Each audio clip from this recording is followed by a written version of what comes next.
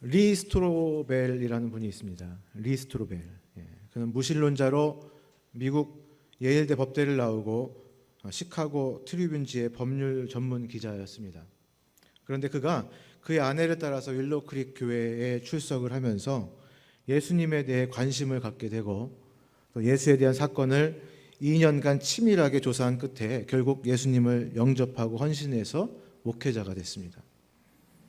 그가 많은 책을 썼지만 그 중에 예수는 역사다라는 책, 여러분 들어보셨을 텐데 이 책은 이제 영화로까지 만들어졌습니다. 그 여러 책 중에서 은혜, 하나님의 은혜라는 책이 있는데요. 이 책에 리 스트로벨이 스테파니 페스트라는 자매님과 인터뷰한 내용이 나오는데 이 내용을 통해서 저와 여러분들을 향한 아버지 하나님의 사랑, 그 은혜를 함께 나누고자 합니다. 저는 제가 태어난 시기나 장소를 정확히는 모르지만 아마 부산이 아닌가 싶어요. 제가 그 지방 사투리를 썼다고 들었거든요. 스테파니 페스트는 평생 아버지가 누구인지 모른 채 살았습니다. 1950년에 발발한 한국 전쟁에 참전한 미군이었다고만 짐작할 뿐입니다. 4, 5살쯤 됐을까요? 추석이라는 한국 명절에 가족들이 친척 집에 다 모였어요. 사탕도 먹고 놀이도 하고 예쁜 옷도 입고 아주 즐거웠던 기억이 납니다. 하지만 아주 슬프고 침울했던 엄마 얼굴이 아직도 생생하게 떠오릅니다. 그날 밤 가족들끼리 말다툼하는 소리를 들었어요. 장례를 위해 엄마가 결정을 내려야 한다면서요. 한국 전쟁 이후로 혼혈아들이 많아졌는데 그들에게는 설 자리가 없었어요. 그날 밤 엄마의 혼사 이야기가 나왔는데 저는 거기에 포함되지 않았던 것 같습니다. 엄마는 밤새 나를 안고 울었어요. 그리고 며칠 후 엄마는 저에게 여벌옷과 점심이 있는 보자기를 몸에 묶어주고 기차에 태우면서 말했어요. 무서워할 거 없어. 이따가 다른 사람들을 따라 기차에서 내리면 삼촌이 데리러 나와 있을 거야. 가버리셨어요. 그리고 나중에 기차에서 내렸지만 절 데리러 온 사람은 아무도 없었어요. 여기 승강장에 서 있으면 삼촌이 데리러 올 거야 라고 생각을 했지만 기차가 끊기고 역장이 와서 나를 튀기라고 부르면서 역에서 쫓아냈어요. 역에서 나오니 벽에 기대해 놓은 소 달구지가 하나 있더군요. 첫날 밤은 그 속에 기어들어가 집더미를 덮고 잤어요. 보자기를 끌러 엄마가 싸주신 음식을 먹고요. 무서웠지만 완전히 겁에 질리지는 않았죠.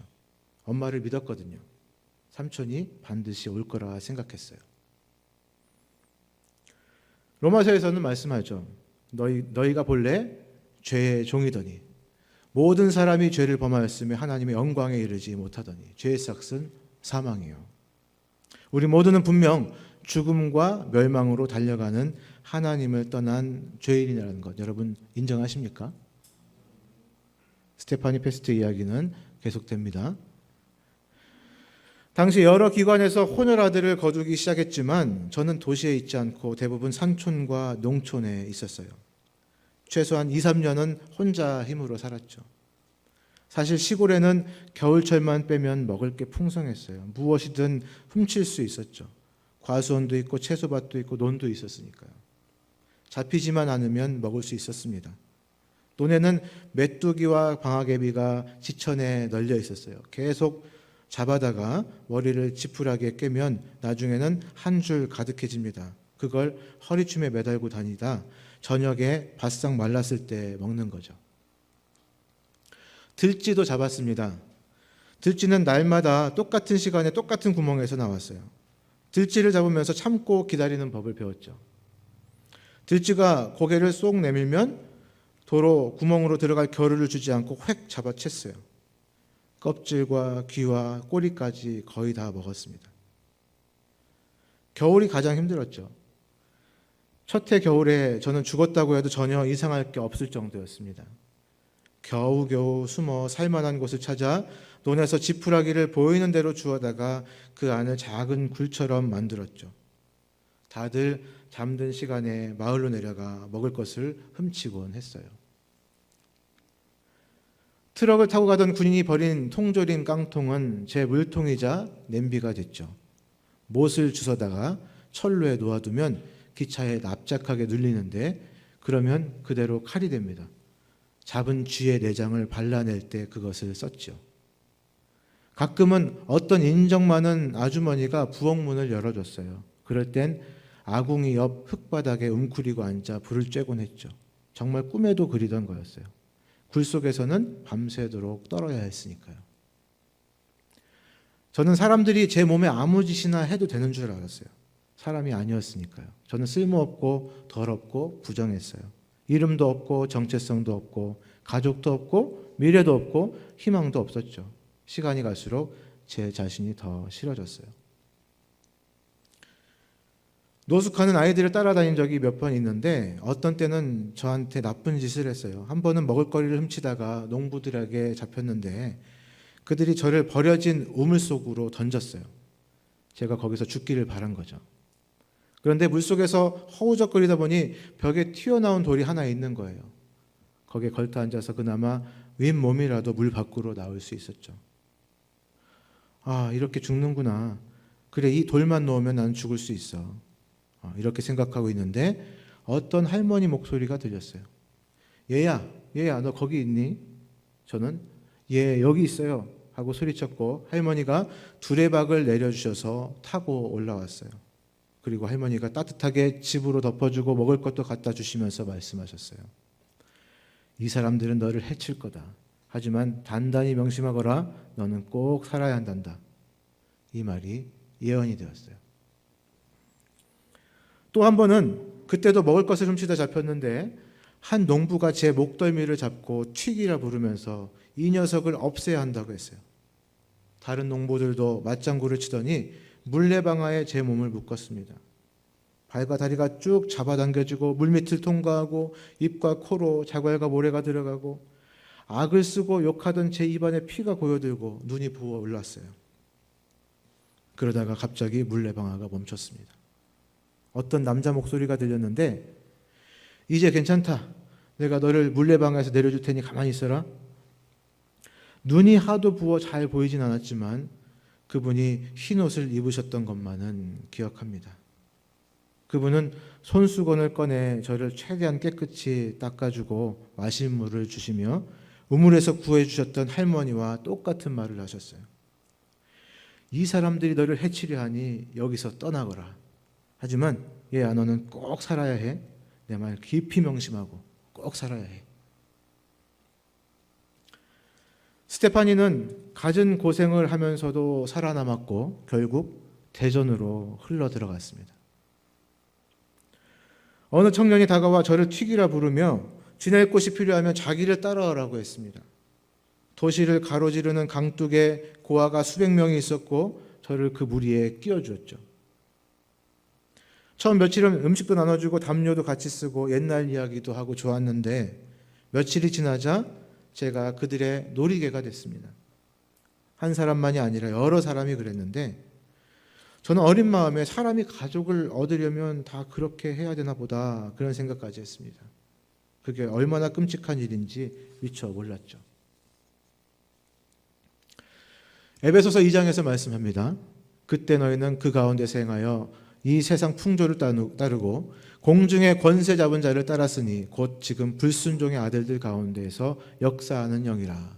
전에는 우리도 다 그 가운데서 우리 육체의 욕심을 따라 지내며 육체와 마음에 원하는 것을 하여 다른 이들과 같이 본질상 진노의 자녀였더니. 스테파니 이야기는 계속됩니다. 콜레라가 남한 전역을 돌 때 저도 지독히 알았어요. 캄캄한 뒷골목을 걷고 있는데 어떤 아이가 하수구에 빠져 있었어요. 그 아이와 함께 농부들에게 다시 잡혔습니다. 농부들은 전쟁 중에 폭격맞은 어느 건물로 우리를 데려갔습니다. 그 건물은 하수구 쥐의 소굴이라 절대 가면 안 된다고 알고 있었는데 그들이 우리를 그곳에 던져 넣었어요. 제가 그 어린 여자아이를 들쳐안고 비명을 지른 건 기억이 나는데 그 뒤에는 전혀 기억이 없습니다. 그리고 나중에 눈을 떠보니 파란색 눈의 간호사, 스웨덴 출신의 월드비전 아이리스 에릭슨 선생님이 저를 마주보고 있었습니다. 선생님이 쓰레기 더미에서 저를 봤을 때 곧 죽을 거라 생각했답니다. 당연히 불쌍했지만 진료소로 데려가기에는 당시 8살 제 나이가 너무 많았죠. 그래서 일어나 가려는데 두 가지 일이 벌어져서 선생님 마음을 돌려놓았다고 합니다. 첫째는 발길이 계속 떨어지지 않았던 것이고요. 또 다른 하나는 에릭슨 선생님의 모국어로 한마디의 또렷한 목소리가 들렸다고 합니다. 그 아이는 내 것이다. 주변에는 아무도 없었다고 합니다. 에릭슨 선생님은 그것이 하나님의 음성이고 자신이 그분께 응답해야 한다고 생각해서 저를 들쳐매고 진료소로 데려왔다고 합니다. 나중에 제 건강이 회복되자 저는 그 도시에 있던 월드비전의 고아원으로 보내졌습니다. 에릭슨 선생님은 어떤 면에서 예수님 이전의 내 구세주였던 것이죠. 고아원에서 저는 나이가 제일 많은 축에 들었어요. 아이들을 돌보는 게 제 일이 되었습니다. 기저귀를 빨아서 널고 개고 갈아줬죠. 일할 때도 아이들을 업고 했어요. 안아주고 노래도 불러줬어요. 그러다 가끔 아기가 한 명씩 사라졌어요. 미국으로 입양이 된 거죠. 그러던 어느 날 골리앗과 같이 키 큰 아저씨가 한 아기를 조심히 안아서 자기 목에 가까이 대는 것을 지켜봤어요. 아기에게 입도 맞추고 말도 걸고 그랬는데 왠지 모르게 제 안에 감정이 복박치는 거예요. 저도 모르게 그분에게 점점 다가갔는데 그 아저씨가 아기를 내려놓고 곁눈질로 저를 봤습니다. 저는 10살쯤 됐고 몸은 여전히 불결했어요. 머리에는 이가 가득, 뱃속에 있었던 회충들은 배가 고프면 목구멍으로 기어나왔고 눈동자는 초점을 잃어 흐리멍텅했고 영양실조 때문에 앞이 잘 보이지 않았죠. 온몸에는 종기, 얼굴에는 흉터투성이었죠. 그런데도 그분은 제게 다가와 제 얼굴을 어루만져 주셨어요. 얼굴에 닿은 손의 감촉이 정말 좋았어요. 속으로 제발 가만히 있기를, 손 떼지 말기를 하고 중얼거렸어요. 그런데 그 전에 제게 그렇게 다가왔던 사람이 전혀 없었기 때문에 저는 어떻게 반응해야 할지 몰랐어요. 저는 손을 확 뿌리쳐버리고 그분의 눈을 쳐다보면서 침을 뱉었어요. 그것도 2번이나요. 그리고 달아나서 옷장에 숨었어요. 제 이야기는 거기서 끝날 수도 있었지만 그분들은 믿기지 않을 만큼 집요했습니다. 이튿날 다시 와서 원장님을 통해 저를 당신들의 집으로 데려가고 싶다고 했습니다. 그들은 애초에 꿈꾸던 대로 남자아기, 마음의 상처와 몸에 병이 없는 아이, 오랜 결핍과 학대의 여파에 시달리지 않은 아이, 부모의 희생을 크게 요구하지 않을 아이를 입양할 수 있었지만 저를 선택하셨습니다. 그들은 미국에서 갓 도착한 선교사 부부였습니다. 이사야 43장 1절에서 말씀합니다. 야곱아 너를 창조하신 여호와께서 지금 말씀하시느니라. 이스라엘아 너를 지으신 이가 말씀하시느니라. 너는 두려워하지 말라. 내가 너를 구속하였고 내가 너를 지명하여 불렀나니 너는 내 것이라. 그때는 제가 입양된다는 걸 몰랐어요. 그 집에 식모가 되는 줄 알았죠. 당시 한국에서는 종종 아이들이 부잣집에 몸종으로 팔려갔거든요. 냉장고, 수세식, 변기, 침대를 처음 봤어요. 와, 여기서 일하면 재밌겠다 하는 생각이 들었죠. 두 분은 저를 깨끗이 씻기고 건강해지라고 약도 먹이셨어요. 때마다 먹여주고 밤에는 잠자리에 뉘어주고 새 옷도 사주셨어요. 그런데 일은 시키지 않는 거예요. 몇 달 동안 두려워서 말을 꺼내지 못했어요. 마을에 나가면 사람들이 모두 저를 대단한 존재인 것처럼 대했어요. 이해가 안 됐죠. 튀기라 놀림받던 제가 이제 공주 취급을 받았으니까요. 그러던 어느 날 한 여자아이가 저한테 미국 사람 냄새가 난다는 거예요. 제가 무슨 소리냐고 했더니 저한테서 치즈 냄새가 난다나요. 한국 아이들은 늘 외국인들이 치즈 냄새를 풍긴다고 했거든요. 그래서 제가 그랬죠. 아니야, 난 미국 사람이 아니야. 근데 이 미국 사람들 정말 웃긴다. 아직도 나한테 일을 안 시켜. 정말 잘해준다니까. 그 아이는 놀란 표정으로 저를 보며 말했어요. 스테파니, 네가 그 집의 딸인 걸 모른단 말이야? 그때까지 저는 한 번도 그렇게 생각한 적이 없었어요. 그래서 그랬죠. 아니야, 난 그 집의 딸이 아니야. 그랬더니 그 아이가 넌 그 집의 딸이야. 넌 그 집의 딸이라고 그러더군요.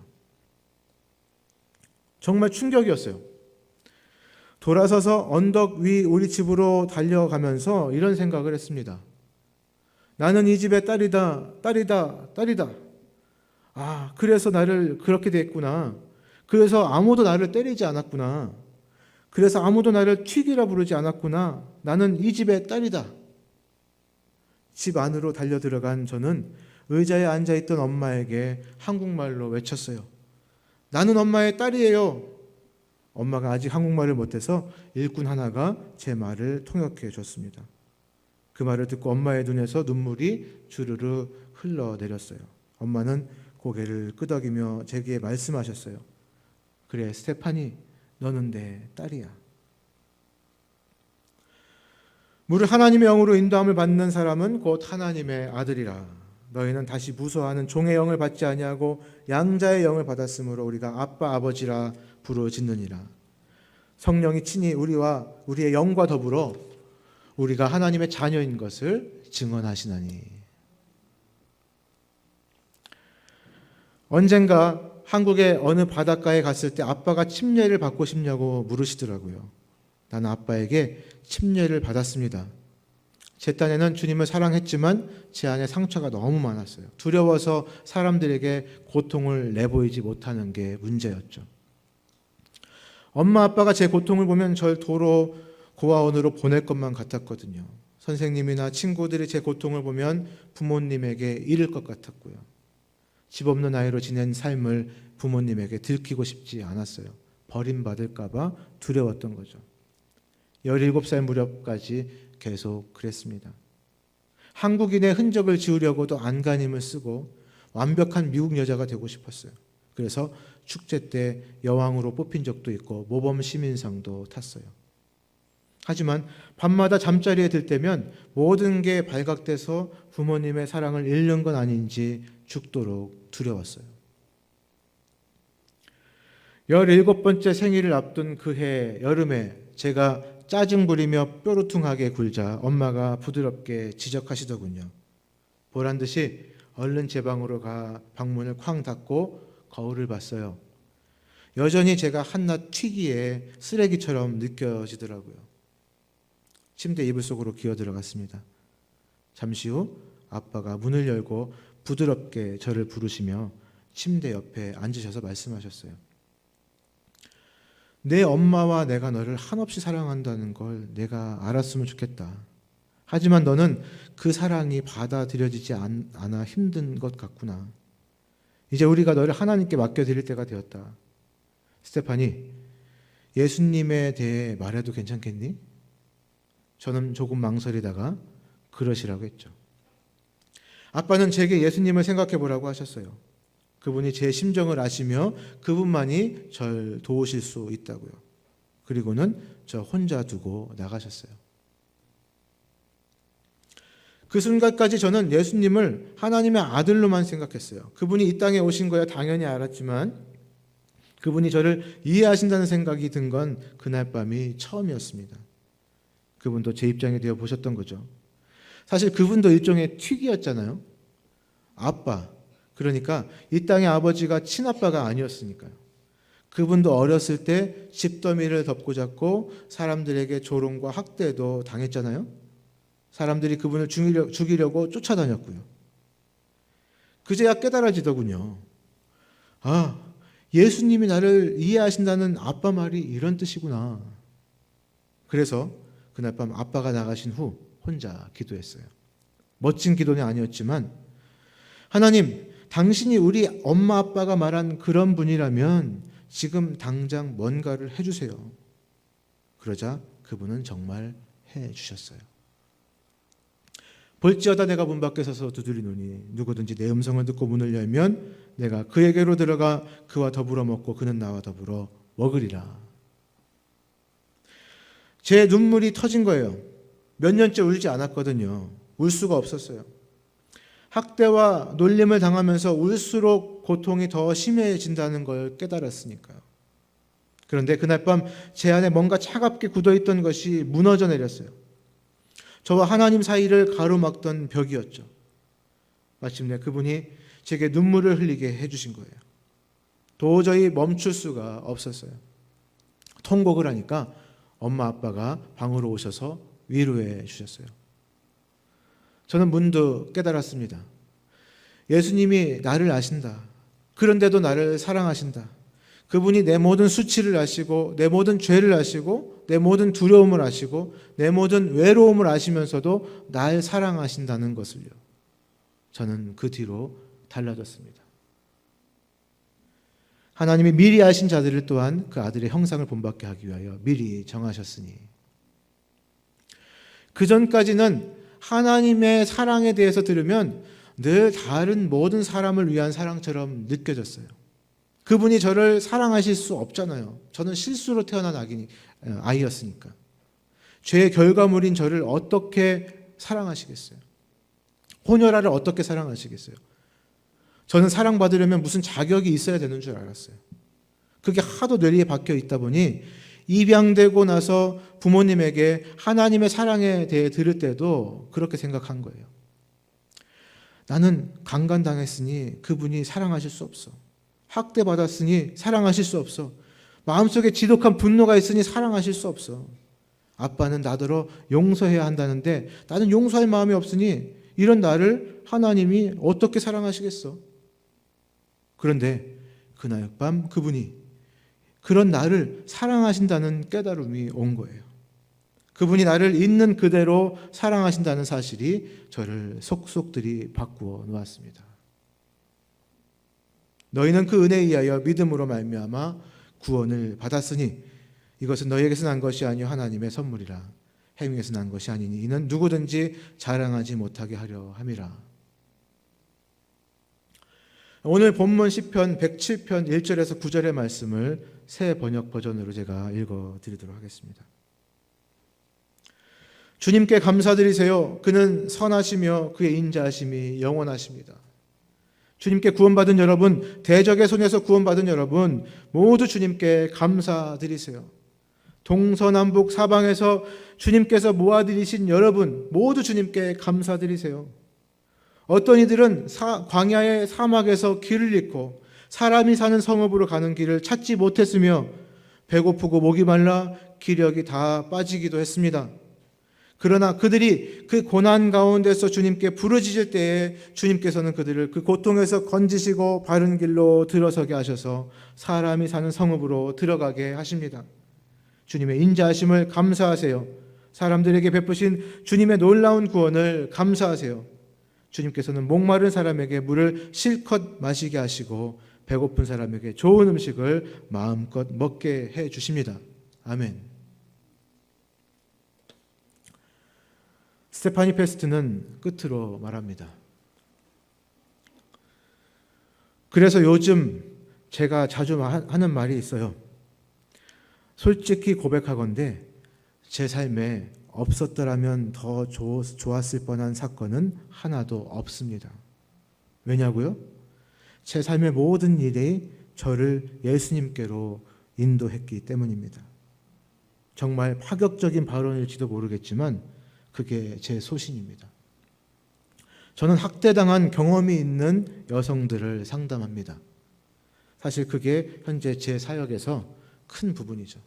그들은 늘 완결된 답, 완벽한 답을 원해요. 어떤 사람들에게는 그게 가능할 수 있겠지만 제 경우에는 천국에 갈 때까지 그런 일이 없을 거라 생각합니다. 천국에 가면 예수님께 무엇을 묻고 싶냐고 묻는 분들이 있는데요. 어떤 사람들은 천국 가면 물어볼 게 아주 많다고 합니다. 그것도 좋지만 저는 이제 그런 식으로 생각하지 않습니다. 천국 가면 답이 필요 없을 거라는 걸 깨달았거든요. 저와 여러분들을 향한 하나님의 사랑을 믿으십니까? 하나님께서는 미리 아신 여러분들을 택하셔서 자기 아들의 형상과 같은 모습이 되도록 인도하십니다. 이미 정하신 저와 여러분들을 부르시고 또 부르신 저와 여러분들을 의롭게 하시고 결국 영화롭게 하십니다. 그러므로 우리는 확신할 수 있습니다.